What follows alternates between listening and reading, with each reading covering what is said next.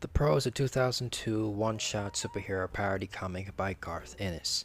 The story, which riffs on mainstream superhero comics, follows an unnamed prostitute who's given powers by a horny alien called the Viewer.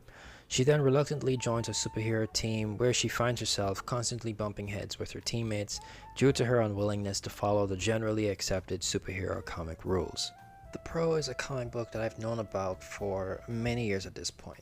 I'm pretty sure that it's the first adult comic book that I'd ever really heard about. The concept of a prostitute becoming a superhero has always been one that I found interesting and kind of funny, or at least potentially funny, but also one that I've always been afraid would just be used as a bit of a one-note joke, and a joke that would get old pretty fast. That's always been a fear of mine for this type of concept. So once I finally got the opportunity to read it, I jumped on it. So this is what I thought. The story is fine, nothing to write home about. The Pro is pretty much your typical anti-hero, someone becomes a hero against their will kind of story. So yeah, it just kind of came in and did what it had to do and just kind of left. There isn't really anything much to talk about it, not much interesting about it. It just kind of moves from point A to point B, just kind of doing what it came there to do. But it was okay. At least what I can say is that it wasn't bad. So that's something. Okay, point number 2, the characters, although thin, serve their purpose of satire just fine. The Saint, of course, is Superman. He's like a Superman clone who's so innocent that he's stupid.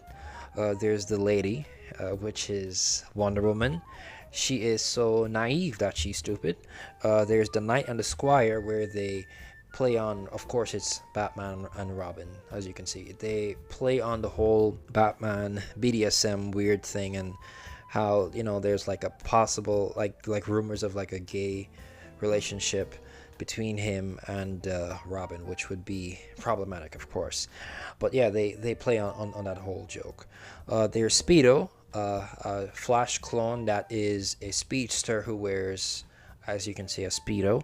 And there's the Lime, which is Green Lantern. He's basically a 90s hip-hop stereotype, like that thing that they would do back in the 90s and early 2000s of having a black character, and they'd be saying like yo and talking about like whack and stuff like that all the time. That's basically what this character is. They're all thin characters, but they all also get the job done. They were written decently, for what they had to do, but like I said, just like with the story, it's just moving from point A to point B, doing what needs to be done and saying what needs to be said, and then it just kind of gets out of the way. It's not bad, but it just kind of comes and goes. That's the feeling that I got about pretty much everything throughout the whole book.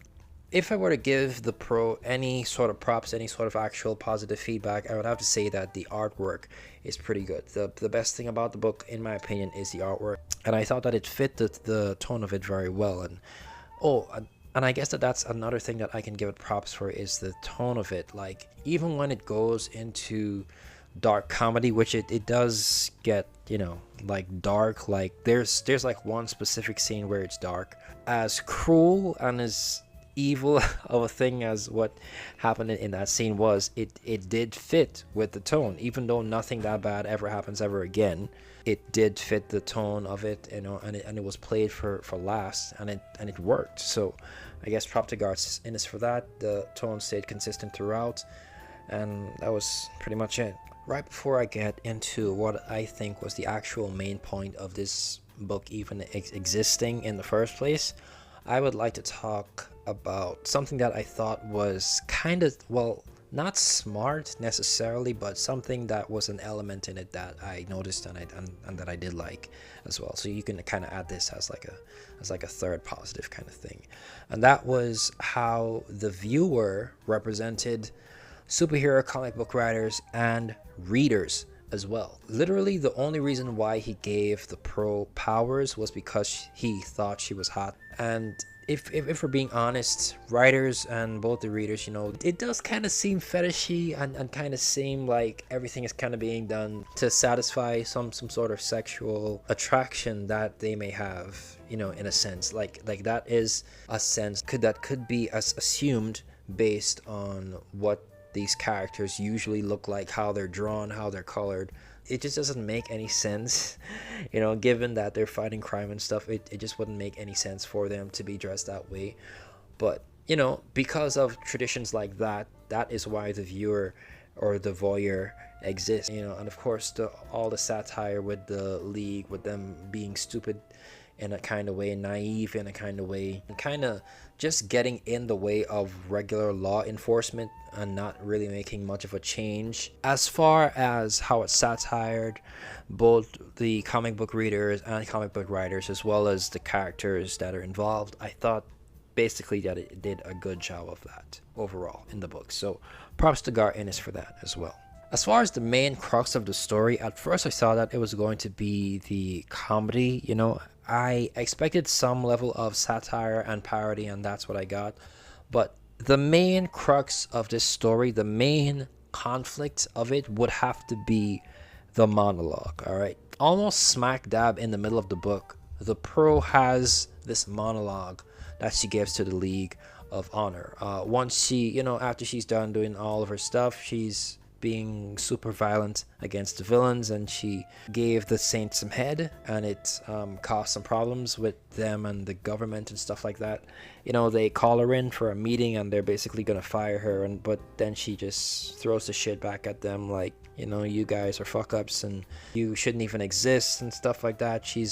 It's this whole monologue about basically pushing vigilantism, putting the case that they're superheroes, they have superpowers, they can make a real big difference in the world, not just fighting some stupid villains just so that they can break out again from jail and then just fight the same villains over and over again, and just more villains come, and it's just this back and forth weird thing where nothing really changes, it just keeps going around in a loop. So that I can see. They can overturn governments, they can find freaking child predators, they can hunt these guys down and like bomb them out and like bring them out to the public, shame them, like kill them basically. Like she's like saying like, hey, we can find these people because we have these powers, and kill them if we really wanted to, like we could make a real difference. But they don't do that. Instead, it's this whole circle jerk of just beating the villains up, throwing them in jail, and not really making a whole difference in the world. And also not being there when it most counts, because as this is a comic book that was released in 2002, of course it had to mention what happened just like half a year earlier with 9/11. And she asked them where they were when 9/11 happened. Why didn't they save those people or stopped it from even happening? And they were busy fighting some other stupid villain. It was a good speech. I read it multiple times trying to get the crux of it, and to kind of see whether I agreed with her or not. And I just kind of came out like some of the stuff that she was pushing for, like the vigilantism, because of who I am, I would not agree with that. I would not agree with how extreme that is. I mean, I guess since we're even having this conversation, I guess that would make the book successful in forming that conversation in the first place, of whether that would be right. If someone had that kind of power, would it be right for them to put themselves in those situations and to basically say fuck the law, like let's just get things done, whether it means killing people or crippling people, cutting off genitals and stuff like that. Like, just do what needs to be done so that people can live better lives and stuff like that. Like, is it worth all of that? Would that be a right thing to do? The more that I think about it, it's like, it was kind of well thought out, and given who the character is, it makes sense that she would say that. So that's pretty much all that I had to say about the Pro.